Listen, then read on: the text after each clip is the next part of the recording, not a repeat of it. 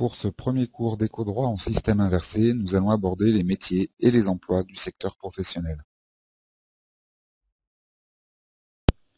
Ce chapitre se divise en deux parties. Nous allons aborder d'abord les emplois, les métiers, où nous aborderons quelques exemples. Puis nous verrons le secteur professionnel pour réussir à déterminer ce qu'est un secteur professionnel et comment il se définisse. Alors, avant toute chose, qu'est-ce qu'un métier ? Dans votre secteur professionnel, le secteur tertiaire, ce secteur des services, le principal métier est celui des vendeurs.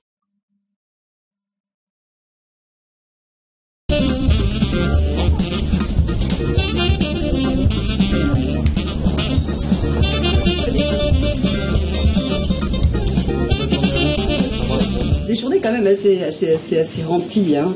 Donc le matin, effectivement, je viens quand même un quart d'heure, 20 minutes en avance, histoire de bien présenter le magasin. Rentrer en boutique, le but c'est de la remettre en place pour que les clients puissent mieux s'y retrouver. Donc toutes les tailles d'un même modèle, les chaussures bien rangées, etc. Donc c'est tout. Je pense que ça dans n'importe quelle boutique c'est la même chose. Alors le matin quand j'arrive, de pointer les colis, enfin les commandes qui arrivent, pour savoir s'il manque pas de produits, etc. Après bien ranger, savoir s'il manque pas quelque chose sur les étagères ou autre. Puis après par la suite s'il y a des clients d'avant. Et ensuite accomplir la partie. Et après le but c'est de satisfaire les clients. J'ai beaucoup de touristes ici, on est dans le 4e. Donc du coup c'est assez agréable dans le sens où on entend plein d'histoires différentes vu qu'on parle énormément et on parle pas que des vêtements. Donc du coup c'est une journée type, on va pas se ressembler avec une autre journée type. Il va se passer différentes choses, mais le but de chaque journée c'est que chaque cliente qui repart, même si elle n'a pas connu la boutique avant, qu'elle soit satisfaite et qu'elle revienne. Les clientes sont énormément intéressées, donc elles rentrent dans la boutique, elles regardent. Donc moi, évidemment, je vais vers elles, je leur demande. Avant d'aller vers elles, je leur laisse faire un petit tour, histoire de découvrir la boutique, histoire de découvrir les modèles. C'est pas parce qu'on est propriétaire et patron qu'on doit s'éclipser, au contraire, on doit être complètement et encore plus sur le terrain. Après, effectivement, je peux m'absenter pour un travail administratif, pour un contrôle de stock, pour une analyse de trésorerie, mais toujours en ayant la mission première qui est de vendre, parce que je reste vendeur. Pour moi, il n'y a pas d'inconvénient.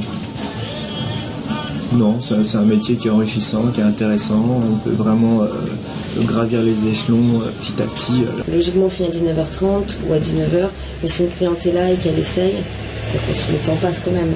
Donc en inconvénient, ce serait plutôt ça. Quand on est en plein centre-ville et puis dans un magasin qui est implanté en plein centre-ville et puis qu'on est en semaine et qu'il n'y a pas trop de clients, c'est vrai qu'on doit plus ranger le magasin, etc. Les avantages pour moi, ce serait... j'aime beaucoup parler aux gens. J'ai un contact assez naturel et du coup, c'est quelque chose qui me plaît. Donc dans ce milieu-là, c'est quelque chose que j'ai non-stop. À partir du moment où on se sent bien dans son espace de travail, qu'on se sent bien dans son élément, il n'y a pas de... Il existe de nombreux types de vendeurs. Alors, nous allons commencer par les vendeurs en magasin.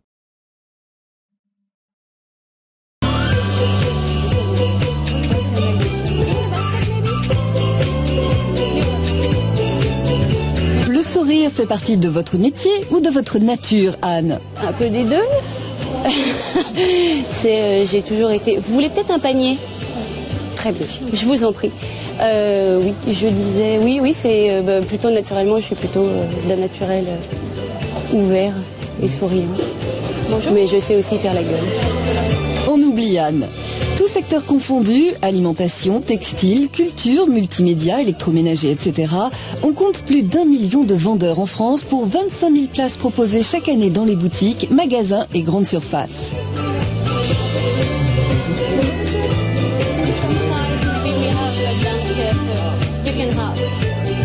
Qu'est-ce qu'une bonne journée pour vous, Anne?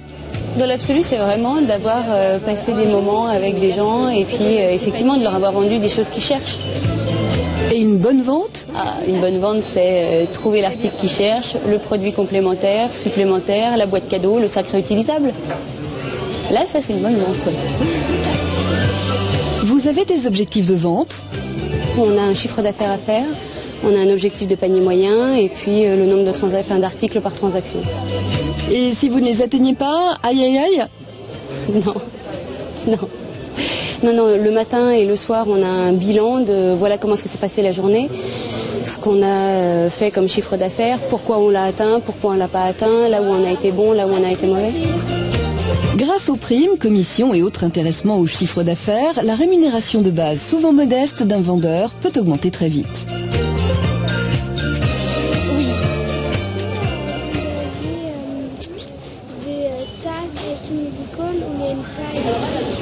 Que faites-vous d'autre, Anne? Un vendeur ici peut être amené à remplir le magasin quand les espaces sont vides. Il fait de la caisse, de l'accueil et puis voilà. Il peut aussi réaliser l'inventaire et passer des commandes. Vous, que préférez-vous? La vente. Et pourquoi? Disons que dans l'absolu, tout est intéressant.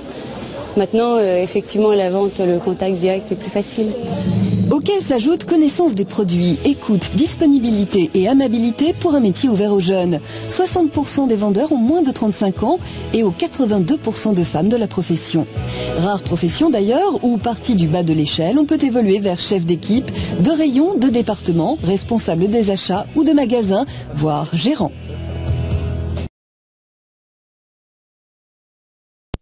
Les commerciaux.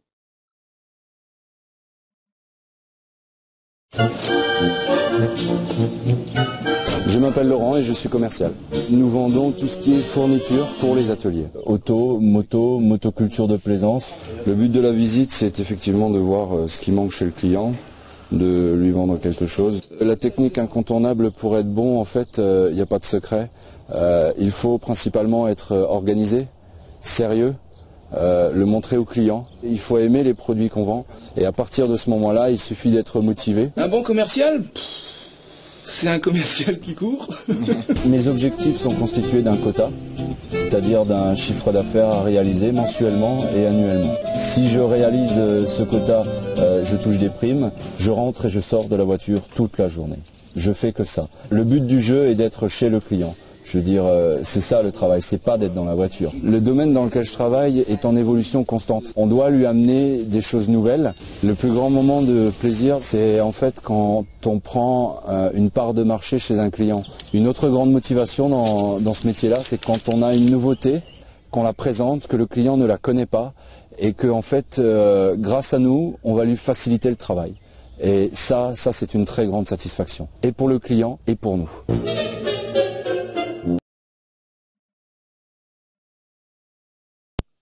Les technico-commerciaux qui, eux, se caractérisent par des compétences techniques plus importantes que celles des commerciaux.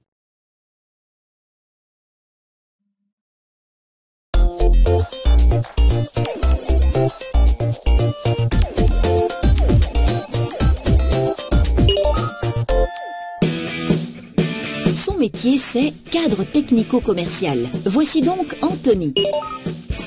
La force de vente dans l'audiovisuel, c'est lui. Anthony se multiplie et en même temps se coupe en 4 auprès des clients. Produits, offres de prix, réassortiment, délai de livraison, gestion des plaintes, conditions spéciales. Anthony sait parler à son portefeuille de clients. Le métier technico-commercial, en fait, ça consiste à aller voir les clients et de proposer, on va dire avant l'étape de vente, une solution technique. Ça demande de connaître les équipements, connaître les besoins du client et puis aller les présenter. Prise de rendez-vous, gestion des plaintes, calcul de devis, organisation de l'agenda et suivi des commandes. L'emploi du temps d'Anthony est calculé à la minute. Et les qualités qui sont nécessaires pour être technico-commercial, c'est essentiellement une bonne connaissance technique. Ça, c'est indispensable. Il faut aussi avoir un bon contact avec les gens, parce qu'on voit beaucoup de gens, aussi bien au niveau fournisseur qu'au niveau client. Donc il faut réussir à être convaincant. Anthony sait de quoi il parle. Il analyse les demandes de son client et calcule des devis. Pour y répondre, trouver la bonne solution, il faut connaître parfaitement le produit. C'est un métier où tu es en permanence à la recherche d'informations, tu dois en permanence être au contact des dernières technologies. Un technico-commercial, on va lui demander de passer du temps chez un fournisseur pour apprendre le produit, sur les salons par exemple, et puis après, avoir la capacité de pouvoir ressortir cette information et l'adapter aux besoins du client. Un technico-commercial, c'est quelqu'un de très ouvert qui peut s'adapter facilement au milieu dans lequel il travaille, qui a évidemment des connaissances techniques et qui, par rapport à un commercial pur, privilégie plus la relation de long terme, dans le sens où il va donner des conseils techniques qui parfois ne seront pas en faveur du produit qu'il vend, mais bien de l'évolution de la plateforme ou du système que le client désire installer. Moi, de formation, je suis électronicien. J'étais dans une école où il y avait un système obligatoire de stage. C'est comme ça que je suis arrivé dans une société de post-production en tant que stagiaire. Puis là, j'ai fait plusieurs années dans cette société-là. En tant qu'opérateur, ça avait l'avantage d'avoir une connaissance des besoins.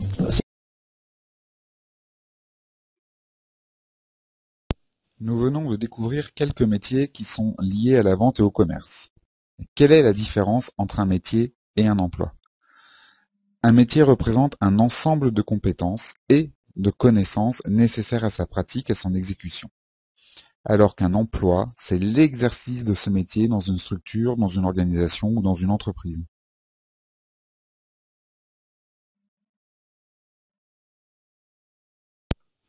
Pour acquérir les compétences nécessaires, il existe trois possibilités.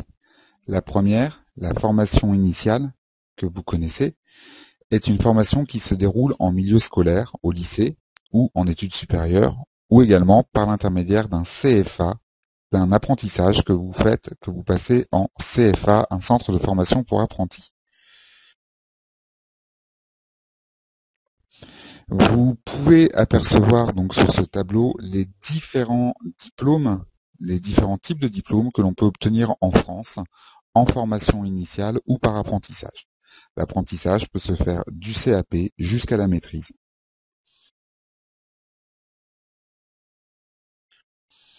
Ensuite, il existe la formation continue. Il s'agit, dans ce cas-là, du travail que vous effectuez tous les jours, mais au cours de cette activité de travail, vous avez également la possibilité de vous former grâce soit à des formations internes à l'entreprise ou alors des formations extérieures, ou également passer des VAE. La VAE, c'est la validation des acquis de l'expérience qui permet de valider des diplômes sans retourner à l'école, uniquement par votre expérience professionnelle.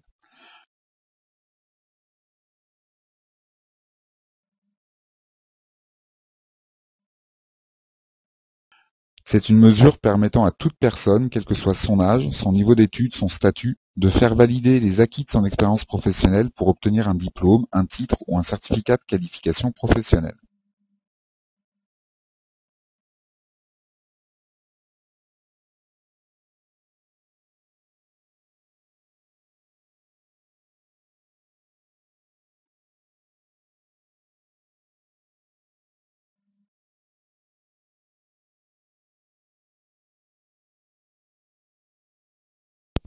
Pour être un bon vendeur, en plus des compétences que vous allez acquérir, il faut également avoir des qualités personnelles nécessaires justement à votre activité. Pour le vendeur, il va s'agir de l'écoute, de l'amabilité, la disponibilité, d'avoir une présentation, une tenue soignée, d'être endurant, parce qu'il faut souvent être debout toute la journée. Pour le commercial ou le technico-commercial, il va falloir être organisé, être honnête, faire preuve d'empathie, c'est-à-dire comprendre le client, comprendre ses sentiments. Il va falloir résister à la pression, au stress, être optimiste, être enthousiaste. Nous arrivons à la deuxième partie de ce cours qui va porter dorénavant sur les secteurs d'activité. Alors, les métiers du tertiaire, des services, se trouvent, eux, dans tous les secteurs de l'activité et de l'économie française.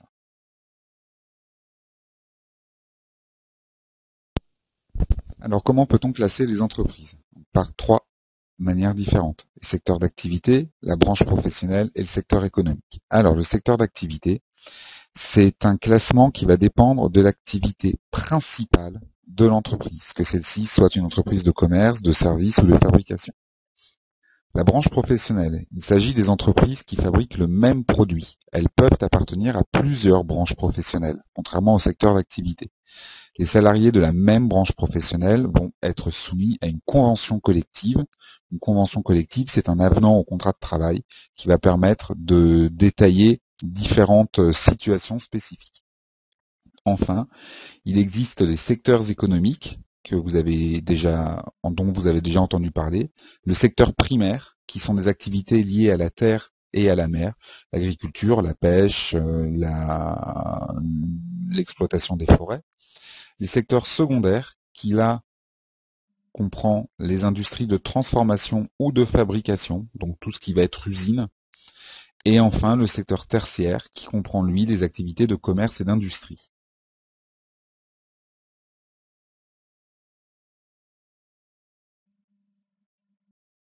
Voici les différents secteurs d'activité, donc qui sont classés par lettres. Le premier secteur d'activité, c'est l'agriculture, la marine, la pêche. Le second secteur d'activité, bâtiments, travaux publics, électricité, électronique, mécanique, travail des métaux, industrie de process, matériaux souples, bois, industrie graphique, et ainsi de suite. Vous remarquez que le secteur lié au commerce et à la vente est le secteur R.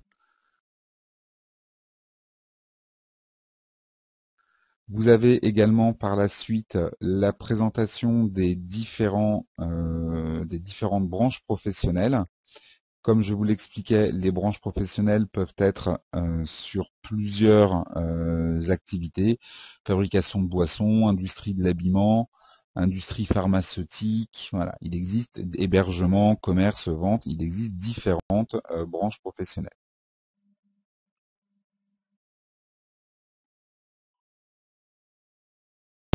Nous en avons fini avec ce chapitre. Vous pouvez le reconsulter. Vous pouvez également consulter les documents accompagnateurs qui se situent sur la page.